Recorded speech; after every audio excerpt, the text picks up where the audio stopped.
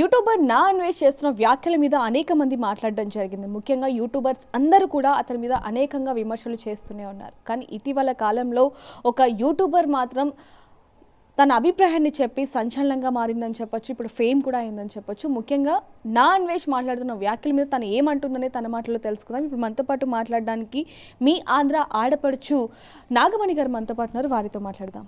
నమస్తే అమ్మ. మీరు ఎన్నో విషయాలు స్పందించడం జరిగింది. ముఖ్యంగా శివాజీ గారి గురించి కావచ్చు, అన్ని విషయాలు కూడా మాట్లాడారు. అండ్ ఇప్పుడు మెయిన్గా చూసుకుంటే నాన్ వెజ్ గురించి ఏం చెప్తారు? అతను మాట్లాడుతున్న మాటలు కావచ్చు, గరికపాటి గారి గురించి కావచ్చు, లేకపోతే సాంప్రదాయం గురించి కావచ్చు, మన దేశం గురించి మాట్లాడుతున్నాడు, సీతమ్మ తల్లి గురించి మాట్లాడుతున్నాడు. ఏం చెప్తారు తన గురించి? అర్హత లేని వాళ్ళు మాట్లాడే వాటి గురించి మనం పట్టించుకోకూడదు.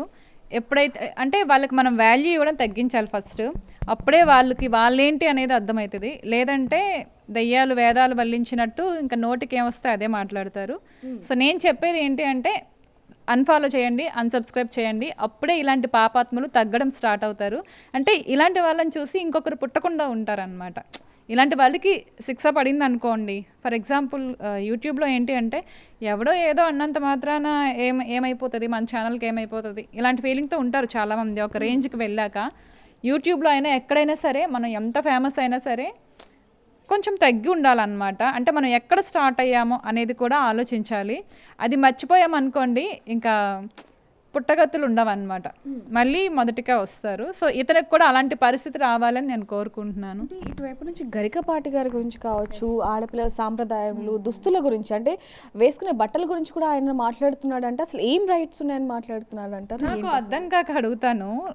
రీసెంట్గా వాళ్ళ మదర్ కూడా వెళ్ళారు వేరే కంట్రీకి.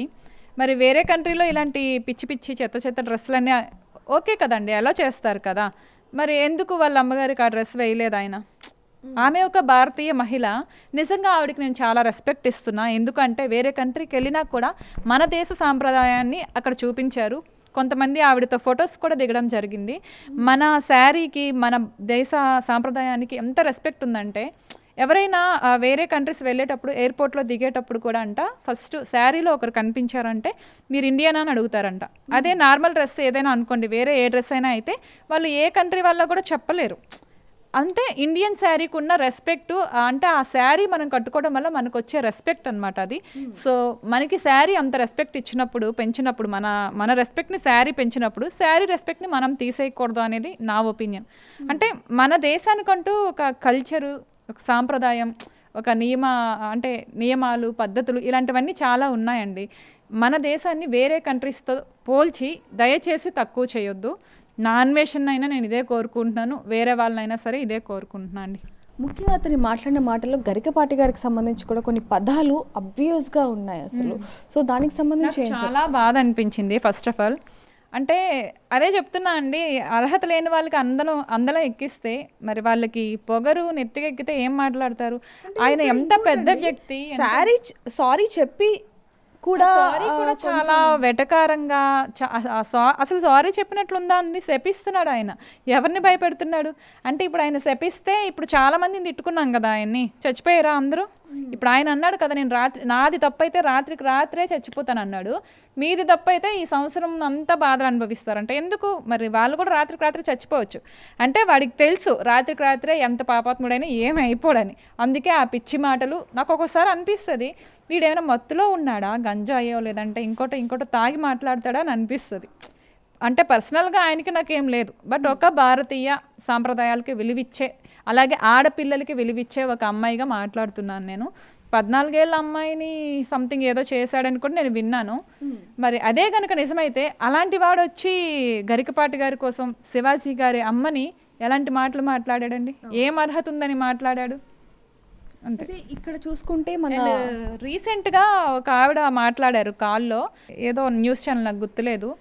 చాలా అబ్యూజ్ చేశారంట ఆమెని. ఆ లైవ్లో ఆమె వెళ్ళినందుకు, సంథింగ్ దేన్నో సపోర్ట్ చేస్తూ వెళ్ళినందుకు ఏదో ఇష్యూని చాలా దారుణంగా మాట్లాడారండి ఆవిడ్ని. అంటే ఒక రకంగా చెప్పాలంటే మానసిక అత్యాచారమే చేశారు ఆమెని. చాలా ఇబ్బందులు పెట్టారంట. నాకు తెలీదు, నా అన్వేషణ అంటే ప్రపంచాన్ని చూపిస్తాడు, 4 దేశాలు తిరుగుతాడు, చాలా మంచి వ్యక్తి అనుకున్నా అండి. అయితే అతని వీడియోస్లో వల్గర్ లాంగ్వేజ్ ఉంటుంది, అదొక్కటి తీసేస్తే చాలా మంచి వ్యక్తి అనుకున్నా. బట్ ఇప్పుడు ఆయన నిజస్వరూపం తెలుస్తుంటే అసలు వీడిని కదా దేశద్రోహి అనాలి అని అనిపిస్తుంది అనమాట. సో ఇప్పటికీ ఇతని మీద చాలా వరకు స్పందించడం జరిగింది, కేసులు కూడా పెట్టారు, మహిళా సంఘాలు, హిందూ సంఘాలు కూడా మాట్లాడుతున్నారు, యూట్యూబర్స్, కామన్ పీపుల్స్ కూడా మాట్లాడుతున్నారు. మరి అతనికి ఎలాంటి శిక్ష పడాలి అంటారు? అంటే యూట్యూబ్ని బ్లాక్ చేస్తే సరిపోతుందా, లేకపోతే ఇంకేమైనా యాక్షన్ తీసుకోవాలంటే? అంటే యూట్యూబ్ని బ్లాక్ చేయడం అనేది మరి చేస్తారా లేదో నాకు తెలియదు. ఒకవేళ అలాంటిది ఏమైనా ఉంటే ఆయన భయపడతాడు కదా, మరి భయపడట్లేదు అంటే మరి ఏం చేస్తారో, యూట్యూబ్ వాళ్ళు ఎలాంటి డెసిషన్ తీసుకుంటారో లేదో మనకు తెలియదు.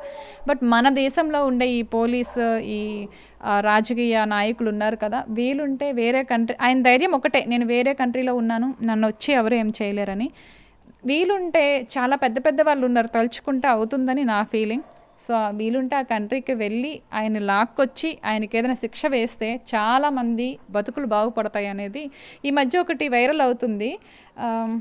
అందరూ బాగుండాలి, అందులో నేనుండాలి అని ఆయన అంటాడు కదా, నా అన్వేషణ గరికపాటి గారు అంటారు, అందరూ బాగుండాలి, అందులో నేను ఉండడం వల్ల నువ్వు సంథింగ్ ఉందండి, నువ్వు ఉండడం వల్లే బాగోరు అన్నట్లుగా ఆయనది ఒకటి పెట్టి ట్రోల్ చేస్తున్నారు అనమాట. అలా చెప్పేది ఒకటి చేసేది ఒకటి. ఆయన మాటల్ని ఆహా ఓహో అని పొగడ్డం మానేసి, ఇప్పటికీ కూడా చాలామంది అండి వేలల్లో లైక్లు ఎందుకు ఇస్తున్నారో నాకు అర్థం కావట్లేదు. కొంతమంది మంచి మంచి యూట్యూబర్స్ కూడా లైక్స్ ఇస్తున్నారు. నాకు చూసి చాలా బాధ అనిపించింది. అంటే వీళ్ళు హిందువులే కదా, వీళ్ళ ఇంట్లో ఆడపిల్లలు ఉన్నారు కదా, ఆడపిల్లల్ని అంతగా ఇన్సల్ట్ చేస్తున్న వాడిని ఎందుకు సపోర్ట్ చేస్తున్నారా అనిపించింది. ఇంకా వాళ్ళ విజ్ఞతకు వదిలేస్తున్నాను అంతే. ఇలాంటి వాళ్ళు అంటే వీళ్ళని శిక్షించకపోతే ఇంకా వేరే వాళ్ళు కూడా వచ్చి మన సాంప్రదాయం గురించి కావచ్చు, లేకపోతే ఈరోజు గరికపాటి గారి గురించి మాట్లాడారు, రేపు ఇంకొక ప్రముఖుల గురించి మాట్లాడవచ్చు, ఇలా అనేకంగా జరుగుతున్నాయి కాబట్టి వీటిని ఎలా ఖండించాలి? ఇక్కడ నాకు ఇంకొక పాయింట్ కూడా ఉందండి. పెద్ద పెద్ద వాళ్ళు లైక్ ఇప్పుడు సెలబ్రిటీ శివాజీ గారు మాట్లాడిన మాటని ఖండిస్తూ కొంతమంది సెలబ్రిటీస్ మాట్లాడారు కదా, మహిళా కమిషన్ని కూడా ట్యాగ్ చేశారంట. మరి ఈరోజు నా అన్వేషణ అనే ఒక వ్యక్తి వచ్చి శివాజీ గారి మదర్ని దారుణంగా తిట్టారు, అండ్ సీతాదేవిని, ద్రౌపదిని, గరికపాటి గారిని.